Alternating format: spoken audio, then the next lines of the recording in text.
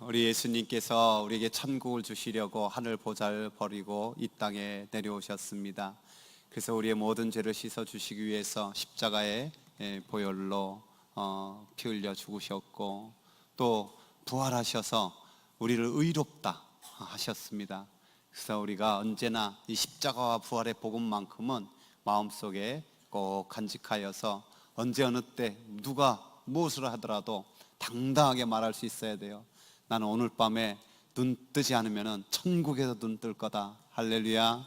한번 고백해서 봅시다. 나는 지금 죽어도 천국에서 눈 뜰 거다. 아멘.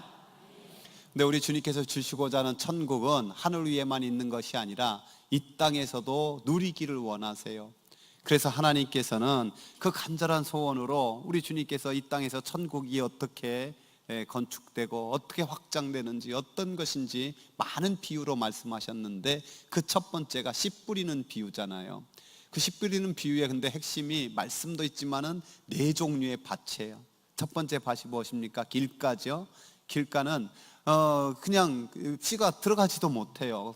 굳은 마음이라 딱딱해가지고, 그래가지고 새들이 와서 그냥 그 씨앗을 먹어버려요. 새들은 마귀를 가리키는 거고, 완전히 어둠의 마음, 마귀가 주관하는 그런 마음이죠. 두 번째가 무슨 밭입니까? 돌짝밭. 잠깐 심겨져서 자라나긴 하지만은 금방 작은 시련에도 금방 넘어져 버리고 마는 그런 연약한 마음, 이것을 육적인 마음이라고도 할 수 있어요. 세 번째, 가시덤불밭 있죠. 어느 정도 자라는데 가시덤불이 그걸 가로막아가지고 더 이상 자라지 못하고 열매 맺지 못하게 하는 거예요. 세속적인 마음이에요. 세속적인 마음. 그래서 이 염려와 탐욕에 부패한 마음이기도 하고요. 근데 마지막 네 번째, 좋은 땅. 그 좋은 땅에 심겨진 거는 100배, 60배, 30배로 열매를 맺습니다. 이 좋은 땅이 무엇입니까? 주님께서 친히 이렇게 해석해 주셨죠? 함께 읽어봅시다. 좋은 땅에 있다는 것은 착하고 좋은 마음으로 말씀을 듣고 지키어 인내로 결실하는 자니라. 아멘. 착하고 좋은 마음. 우리 옆 사람에게 다시 한번 인사합시다. 착하고 좋은 마음 가집시다. 아멘. 여러분, 저는 이것을, 우리 마음을 정원으로 비유하고 싶어요. 왜냐하면 정원 가꾸기와 이 마음 가꾸기가 너무너무 비슷해요. 영국의 철학자인 이 제임스 알렌은 나를 바꾸면 모든 것이 변한다라는 책에서 이런 말을 해요. 마음을 다스리지 못하는 사람, 짐승처럼 욕망에 이끌려 사는 사람은 진정한 행복을 느끼지 못하고 단순한 쾌락만 추구하며 산다. 사람의 마음을 정원에 비유할 수 있다. 제대로 경작할 수도 있고 멋대로 내버려 둘 수도 있다. 그러나 경작하든 버려두든 반드시 뭔가가 자라게 되어 있다. 돌보지 않는 정원은 어디서 날라왔는지 돌들이 박히고, 어디서 버려졌는지 쓰레기 있고 잡초가 이렇게 그냥 자라게 돼 있는 거예요. 그리고 황폐하게 되죠. 정원을 아름답게 가꾸려면 돌을 뽑아내고 쓴뿌리 뽑아내고 잡초 뽑아내고, 그래야만 좋은 땅이 되어서 말씀의 열매들이 맺게 됩니다. 종종 이렇게 보면은 아내들이 주로 이렇게 막 하소연하잖아요. 저 사람은 어떻게 수십 년을 나랑 살아도 내 마음 모른다고. 여러분, 이 세상에서 여자의 마음을 다 알 수 있는 남자를 찾아보십시오. 있는가? 근데 오히려 저는 그런 여성들에게 오히려 이렇게 또 묻고 싶어요. 그러면은 당신은 당신의 마음을 잘 알고 있습니까? 여성이나 남성이나 사실 마찬가지인데요. 모두들 자기 마음대로 살고 있다고 하지만 그렇지 않잖아요. 이러면 금방 알 수 있어요. 뭔가 분명히 내 생각으로는, 이성으로는 합리적인 생각, 합리적인 판단을 하면서도 때로 이상한 말이 나오고, 내 생각대로 엉뚱한 것이 그냥 터지고 엉뚱한 행동을 하면서, 종종 그래서 그렇게 말하잖아요. 이게 참 이 생각 따로 마음 따로 논다고. 그래서 내 마음 나도 몰라. 여러분, 왜 그럴까요? 우리 마음이 일정하지 않아요. 전에 어떤 관광지에 갔더니 뭐 어디서나 비슷하게 볼 수 있는데 가족 단위로 많이 놀러 왔더라고요.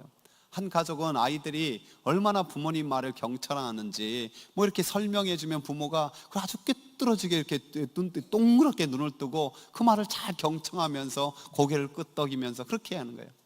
근데 그런 데서 어떤 집은 보니까 두 아이는 하나는 이쪽으로 튀고 하나는 저쪽으로 튀고, 야 이놈아 있어 하고 손 잡으면 너무 세게 잡지 마 아파 하면서 막 이리저리 그냥 애 잡아다니라고 끌려다니는 거예요. 한 가족은 참으로 행복한 평안한 얼굴이었고, 한 가족은 그냥 짜증이, 그냥 피곤이 가득가득한 그런 모습이었어요. 어쩌면은 우리 마음이 비슷한 거죠. 참으로 어떤 사람은 그 마음을 잘 다스리고 잘 통제하여서 평온하고 그런 마음이 있는가 하면은, 어떤 사람은 참으로 자기도 모르는 채 이리저리 휘둘리는 그런 마음을 가지고 이 땅을 살아가는 거예요. 그래서 우리 마음이 야생 동물과도 같다. 잘 길들여지면 좋지만은 그렇지 않으면 언제 야성이 막 야수가 드러나가지고 해칠지 모른다는 거예요. 오늘 우리 마음을 지키라 하셨는데요, 마음을 지키지 못하면 어떻게 되는지 아세요? 말씀을 보면은 이렇습니다. 24절에 보면은 구부러진 말을 내 입에서 버리며 삐뚤어진 말을 내 입술에서 멀리하라.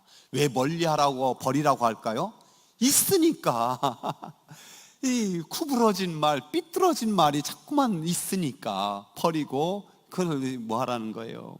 여러분 왜 그렇습니까? 마음을 지키지 못해서 그래요. 마음에 원망과 불평의 말뿐만 아니라 독한 가시 같은 말이 나오는 거예요. 왜? 싸움 마음에서 나오니까. 그래서 우리가 너무너무 잘 아는 주님 말씀 이렇잖아요. 함께 읽어봅시다. 독사의 자식들아, 너희는 악하니 어떻게 선한 말을 할 수 있느냐? 이는 마음에 가득한 것을 입으로 말함이라. 선한 사람은 그 쌓은 선에서 선한 것을 내고 악한 사람은 그 쌓은 악에서 악한 것을 내느니라. 여러분, 이것이 하나님 안 믿는 사람에게 주님께서 행하신 말씀이 아니죠. 하나님 잘 믿고 있다고, 나는 하나님 알고 있는다고 하는 사람에게 하신 말씀이에요. 또한 25절에 보면 이렇게 말씀하고 있어요. 내 눈을 바로 보며 내 눈꺼풀은 내 앞을 곧게 살펴라. 왜 바로 보고 곧게 살피냐 아니냐? 바로 보지 못하기 때문에 그러는 거예요. 여러분, 가끔 우리는 말해요. 나는 뭐 똑바로 보고 있다고. 그러나 우리가 시력보다 더 좋은 것은, 더 중요한 것은 시각이라고. 어떤 시각을 갖고 있느냐. 그래서 그 시각을 결정하는 것이 마음이에요. 마음. 그래서 마음 먹은 대로 보는 거예요. 자기가 보고자 하는 대로 보는 거예요. 사람들은 그걸 알아야 돼요. 그리고 26절엔 또 이렇게 말씀하고 있어요. 내 발이 행할 길을 평탄하게 하며 내 모든 길을 든든히 하라. 이 평탄하게 하며를 헤아리며 라고도 해석한다라고 거기에 붙여져 있어요. 마음밭을 지키면 행할 길을 헤아리고 평탄한 길을 가는데, 마음을 지키지 못하면 헤아리지 못해서 평탄한 길이 아니라 수렁에 빠져버리고 결국 멸망길을 향해 간다라는 것을 말씀하고 있답니다. 그래서 마음의 중요성을 너무너무 잘 알았던 사도 바울 이렇게 선포하고 있습니다. 함께 읽어봅시다. 뱀이 그 간계로 하와를 미혹한 것 같이 너희 마음이 그리스도를 향하는 진실함과 깨끗함에서 떠나 부패할까 두려워하노라. 예, 마음이 떠나 부패가 될 수 있다는 거예요. 그래서 제가 가만히 생각해 봤어요. 우리의 믿음을, 우리의 진실함을, 우리를 주님을 향한 이런 모든 것들을 부패시키는 마음이 뭐가 있을까? 굉장히 많아요. 근데 십계명처럼 10가지만 한번 뽑아봤어요. 그 첫 번째가 뭐냐? 의심이에요. 의심. 주님께서 종종 하나님의 나라와 하나님의 역사를 일으킬 때마다 답답해서 하시는 말씀이 왜 의심하느냐, 왜 더디 믿느냐, 그런 말씀이잖아요. 여러분, 가끔 보면 사람들은 사람들의 미혹하는 말은 철석같이 믿으면서 하나님의 말씀은 자꾸만 의심하는 거예요. 믿는다 하면서도 전적으로 신뢰하지 못하는 거예요. 그게 의심이에요. 의심의 잡초가 우리 가운데 얼마나 잘 일어나는지 몰라요. 그래서 주님의 성경은 이렇게 말씀하세요. 오직 믿음으로 구하고 조금도 의심하지 말라. 의심하는 자는 마치 바닷물에 밀려 요동하는 바닷물결 같으니 이런 사람은 무엇인지 죽게 얻기를 생각하지 말라. 두 마음을 품어 모든 일에 정함이 없는 자로다 라고 말입니다. 저와 여러분이 의심의 잡초를 뽑기 바랍니다. 두 번째 뭐냐면 근심, 염려예요. 염려는 마음이 막 나뉘다라는 거예요. 나뉘다. 그래서 마음이 나눠진 상태로 큰 해를 입히는 거예요. 하나님이 염려에 대한, 근심에 대한 말씀 엄청 많죠. 365번이나 있대요. 매일매일 한 번씩 말씀한다잖아요. 그 중에 두 가지만 뽑아보면 이래요.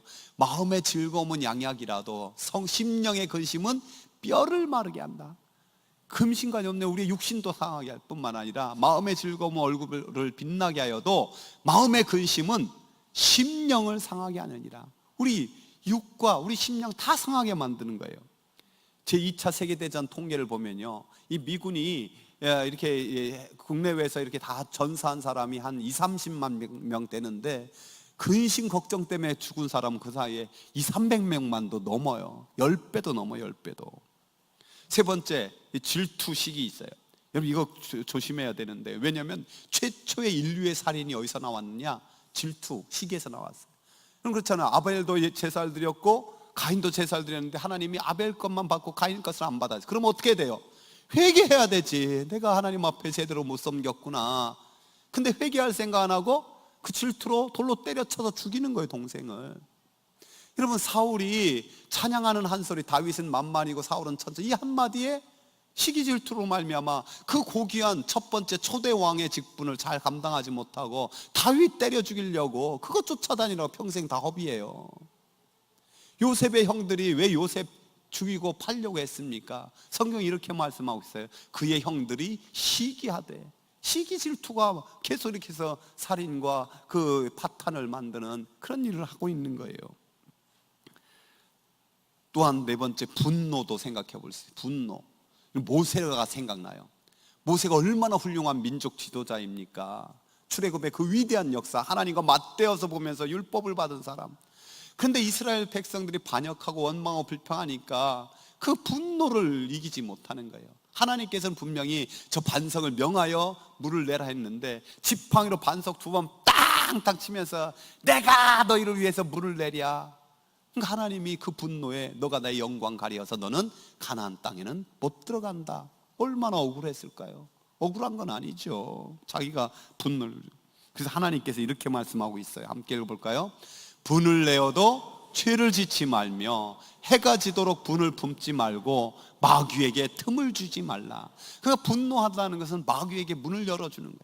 내 마음을 마음대로 잡수시오 하는 게 분노. 요즘에 분노 조절 장애로 말미암아 얼마나 끔찍한 사건이 생겨요. 그냥 갓난아기 칭얼거린다고, 애들은 다 칭얼거리지. 그거 그냥 분노 조절 못해서 때려 죽이고 뭐하고, 이것도 너무너무 많은 거예요. 공든탑이 무너지는 거 대부분 분노로 인한 거예요. 분노로. 음란. 여러분, 음란에 빠진 삼손 얼마나 그 큰 힘과 그 나신이로서의 그 모든 거 다 팽겨쳐버리고 비참하게 짐승처럼 되어 죽잖아요. 여러분, 가장 지혜로운 솔로몬도 음란에 빠지니까 그 지혜가 다 헛된 것이 돼버리고 마는 거예요. 요즘은 참으로 이 사회가 음란한 사회가 돼버렸어요. 이걸 뭐 말로 할 수 없어요. 주님께서는 이 음란의 시작이 분명히 마음속임을 이렇게 말씀하셨어요. 나는 너희에게 이르노니 음욕을 품고 여자를 보는 자마다 마음에 이미 간음하였느니라. 또 절망과 낙심은 어떻습니까? 여러분, 마귀가 가지고 있는 무기가 어떤 건 날카로운 칼도 있고 총도 있고 대포도 있는데요, 호미가 같은 게 뭐냐? 낙심, 절망이에요. 보잘것없고 별거 볼 일 없는 거예요. 그러나 가장 강력한 무기가 저 절망, 낙심입니다. 왜냐하면 소망을 빼앗아가 버리기 때문에 그래요. 소망이 없으면 살아도 산 것이 아니에요. 하나님께서 그래서 키엘케고르는 유명한 말을 했죠. 절망이 죽음에 이르는 병이라는 거예요. 하나님께서 거룩한 전쟁을 하는 사람들에게 이렇게 또 명령하셨어요. 책임자들은 또 백성에게 말하여 이르기를 두려워서 마음이 허약한 자가 있느냐? 그는 집으로 돌아갈지니 그 형제들의 마음도 그의 마음과 같이 낙심될까 하노라. 이 절망, 낙심은요, 전염성도 얼마나 강한지 몰라요. 그래서 우리가 무슨 큰 어려움이 있고 뭐 하면은 주님 앞에 나와서 기도해야 되지, 가족들 앞에서 특별히 아내요, 엄마요, 한숨 크게 쉬지 말아요. 그게 아주 그냥 뼈를 상하게 가족들을 소망을 빼앗는 거야. 탐욕. 인간의 욕심 끝이 없잖아요. 욕심 잉태한 즉 몰라요? 죄를 낳고, 죄가 장성하면 사망을 낳는. 탐욕은 우상숭배도 되고, 주님께서는 외식하는 종교인들을 이렇게 강력하게 선포했어요. 함께 읽어봅시다. 화일 쓴지 외식하는 서기관들과 바리새인들이여, 잔과 대접에 거친 깨끗이 하되 그 안에는 탐욕과 방탕으로 가득하게 하는도다. 여기 서기관과 바리새인들도 당시 종교 지도자예요. 오늘날 치면은 목사요, 장로요. 근데 너희들의 속을 좀 제대로 봐라, 이렇게 말씀하고 있는 거예요. 우리에게 미움, 누군가 미워하는 것 곧 살인이고, 누군가 지독하게 미워하면은요, 참 그것도 마귀에게 문을 활짝 열어주는 것과 똑같은 거예요. 또한 우울함, 슬픔, 이것도 지나치게 슬픔에 잠기고 지나치게 자기 연민에 빠지는 것은요, 이것 역시 마귀에게 마음을 다 뺏겨버리게 돼 있어요. 이외에도 얼마든지 찾아볼 수 있는데, 이 모든 것을 합한 것보다 더 악한 뿌리가 하나 있어요. 악한 마음. 그게 뭘까요? 교만이에요. 교만. 왜냐면은 교만은 하나님을 찬양하는 천사장을 사탄으로 만드는 위력이 있으니까. 그래서 많은 영성가들이 이렇게 말해요. 교만은 사탄이 주는 것이 아니라 사탄 자체라고. 따라서 교만은 사탄이 주는 것이 아니라 사탄 자체이다. 성경은 교만에 대해서 얼마나 강조합니까? 교만이 패망의 선봉이요 거만한 마음은 넘어짐의 앞잡이니라고. 하나님은 교만한 자를 대적하시되 겸손한 자에게 은혜를 베푸시느니라. 이 말씀 모르는 사람 별로 없을 거예요. 그럼에도 불구하고 스스로 교만하지 않은 사람 찾아보기 어렵고, 겸손하려고 힘쓰는 사람이 그리 많지 않은 것이 현실이 아닙니까? 여러분, 이 모든 것이 내적, 내면의 습관이 될 수 있다는 사실을 명심해야 돼요. 어떤 사람이 하늘나라 갔더니 하늘나라에 큰 책을 하나 천사가 보이더래. 이게 뭡니까? 했더니 이게 당신이 행한 삶의 기록이요. 그래서 첫 장을 딱 넘겼더니 좀 작은 글씨로 뭔가 이렇게 빽빽하게 쓰여 있어요. 이게 뭡니까? 했더니 당신이 자네가 행한 행위로 지은 죄라고. 행위로. 와, 이렇게 많나? 그 다음 장 봤더니 와, 이제 깨알같이 더 많아졌어. 이게 도대체 뭡니까? 했더니 이거는 자네가 말로 지은 죄라고. 말로 지은 게 더 많아진 거야. 그 다음 장 넘겼더니 이건 더 아주 그냥 좁쌀만하게 많은 거야. 이게 도대체 뭡니까? 이거는 자네가 생각으로 지은 죄라고. 생각으로. 말보다 생각. 근데 그 다음 장 넘겼더니 이건 글씨도 보이지 않고 그냥 새카매. 이게 뭡니까? 이거는 자네의 마음이야. 마음. 마음으로. 여러분, 혹시 우리 마음이 마귀가 주는 습관으로 정말 그렇게 돼 있지는 않습니까? 마음에 여유가 없고 조그만 말에 그냥 팍팍 튀어야 되고, 마음의 쿠션 이게 하나도 없어서 스스로 불행하다고, 또 남에게도 주는 게 주로 상처뿐이고. 그렇다면은 정말 하나님 앞에 다시 엎드려 기도하고 회개하고. 오늘 우리가 인생에 지킬 것 참 많이 있잖아요. 나라를 지키는 분들도 훌륭하고, 또 교회를 잘 지키는 것도, 가정을 지키는 것, 집을 지키는 것, 개인적으로도 시간을 지키고 건강을 지키고 돈을 지키고 자녀들 지키고. 그러나 오늘 하나님께서는 뭘 지키라고요? 마음을 지켜라. 우리가 내면의 좋은 습관, 거룩한 습관을 위해서 우리 내면을 정말 잘 살펴봐야 돼요. 다시 한번 마귀로 말미암아 우리가 굳어진 마음, 딱딱해진 마음, 연약한 마음, 못된 마음, 나쁜 마음, 부패된 마음이 아닌가? 아니면 하나님께서 주시는 믿음과 소망과 사랑과 평강과 은혜와 기쁨과 절제와 이런 모든 것으로 아름답게 가꿔진 마음인가? 이것이 거룩한 습관으로 나가서 정말 생명의 근원이 된다 말씀하고 있습니다. 그래서 사도 바울은 사랑하는 아들 디모데에게 이렇게 말씀하셨어요. 함께 읽어볼까요? 하나님이 우리에게 주신 것은 두려워하는 마음이 아니요 오직 능력과 사랑과 절제하는 마음입니다. 아멘.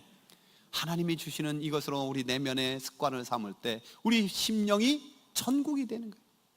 또한 그런 심령이 모여있는 가족은 천국의 지점이 되는 거고, 그런 교회가 성도가 모이는 교회가 천국의 전초기저가 되는 거고, 그런 사람들이 세상에서 천국의 향기를 뿜어낼 수 있는 거죠.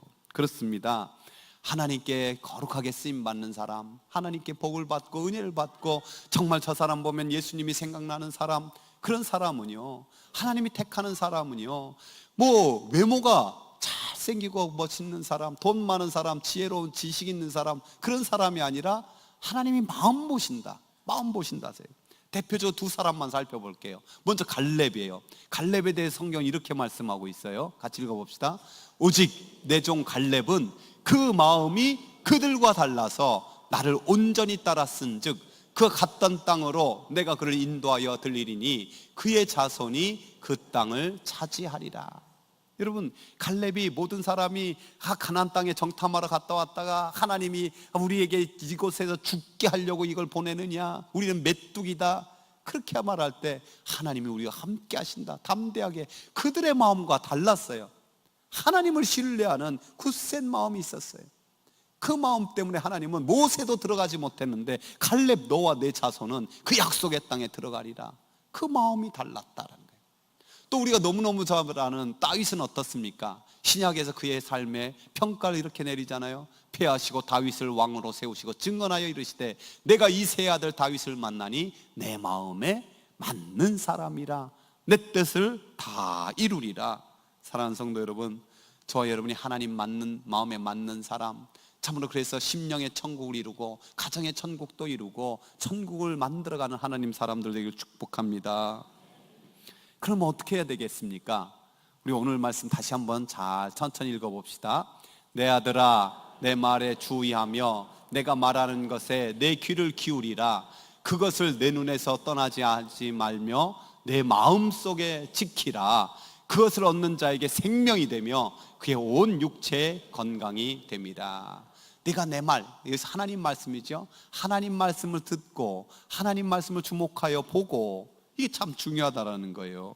하나님의 말씀, 하나님의 말씀을 생명이 되고 하나님의 말씀이 형통하게 만들고 하나님의 말씀이 우리의 육체도 강건하게 하니까, 그래서 하나님의 말씀의 씨앗을 마음에 심고 가꾸면은 나도 모르게 날아온 돌들, 잡초들, 이것들이 사라지고 정성을 다하여 말씀이 자라도록 가꾸는 것, 이게 가장 지혜로운 정원사로 우리가 이 땅을 살아가게 되는 거죠.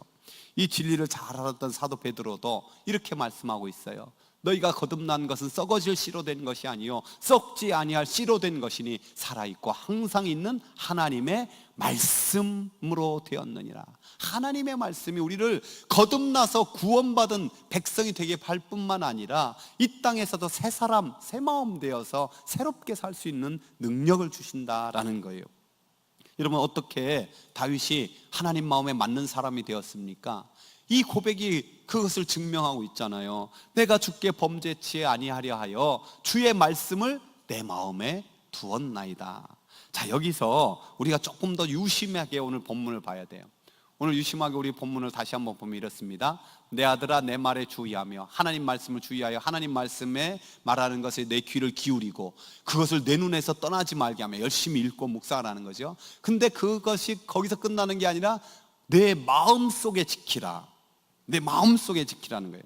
잘 들으십시오. 제가 수백 번 수천 번 강조하지만요, 여러분, 우리가 하나님 말씀 듣고 하나님 말씀 읽고 보고 하는 게 다 어디의 영역이에요?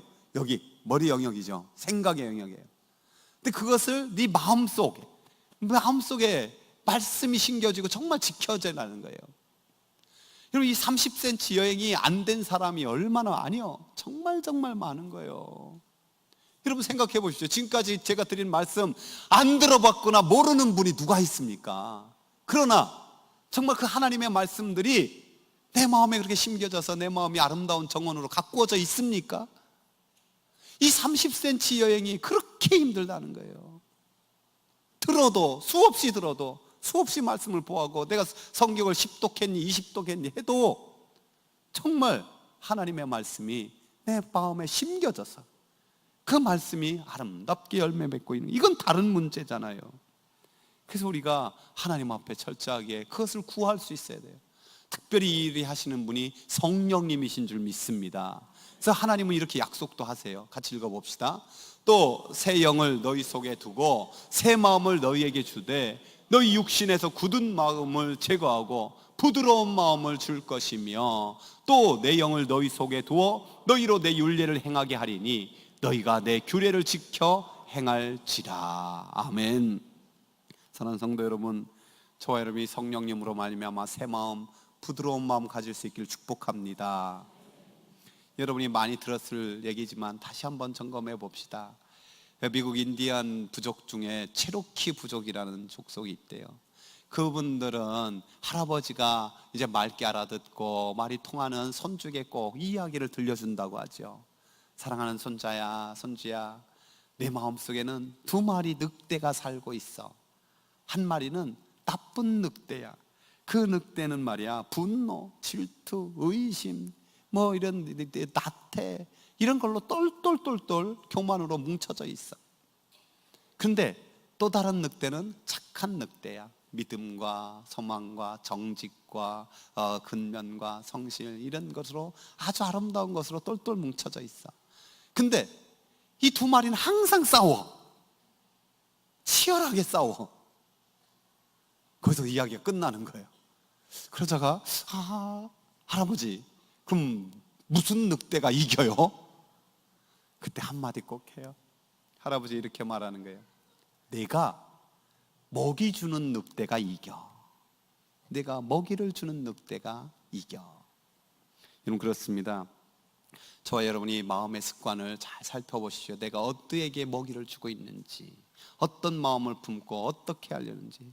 우리 모두는 제가 직접 말씀 안 드려도 예수님 마음을 품자고 늘 마음하고 있지 않습니까?